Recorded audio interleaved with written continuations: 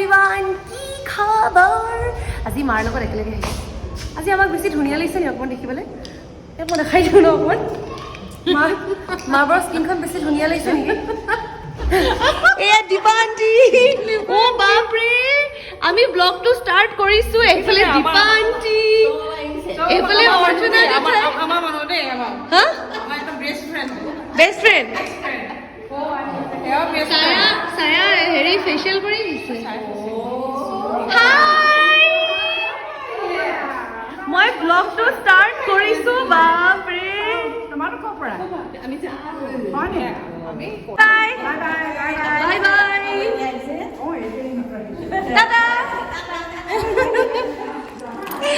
Okay, আমি ব্লগটো start কৰা টাইমতে আমাৰ বহুত ধুনীয়া ধুনীয়া দুগৰাকী নেইবাৰক লগ পালোঁ। আমাৰ জেঠাই হয় এগৰাকী আমাৰ খুব ক্ল'জ আণ্টি হয়। মা, আজি আমি অকণমান ছেগমেণ্টটো ইণ্টাৰেষ্টিং কৰিম ন? কি কৰিম আপোনালোকক কৈ আছোঁ ৰ'ব। আমিতো ইণ্ডিয়ান হয় ন, আমাৰ দাঁতবিলাকৰ কালাৰটো কেনেকুৱা? আমাৰ দাইলৰ কাগজ পিলা। অ'কে ফাইন, এজ ইউ চে। এতিয়া যদি আফ্ৰিকাত যদি এটা বাচ্ছা জন্ম হয়, তাৰ দাঁতবিলাক কেনেকুৱা হ'ব? একদম হোৱাইট। কিয়? লজিক কি?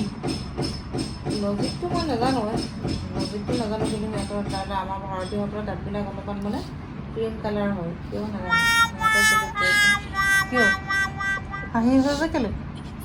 বাচ্চাৰ দাঁত ক'ত থাকে? বাচ্চা এটা জন্ম হৈছে, তাৰ দাঁত ক'ত থাকে? ইণ্ডিয়ানবিলাকৰ দাঁত বুলিয়ে এই তোমাক মই কনফিউজ কৰিছো। মই তোমাক কি কৈছো, আফ্ৰিকাত যদি এটা বাচ্চা জন্ম হয়, তাৰ দাঁতবিলাক কেনেকুৱা হ'ব? তো কুৱেশ্যনটো হ'ল কি, বাচ্চাৰ দাঁতে নাথাকে। হৰিছা ছায়া, মই সেইকাৰণে একোৱে নিদিলোঁ নহয়।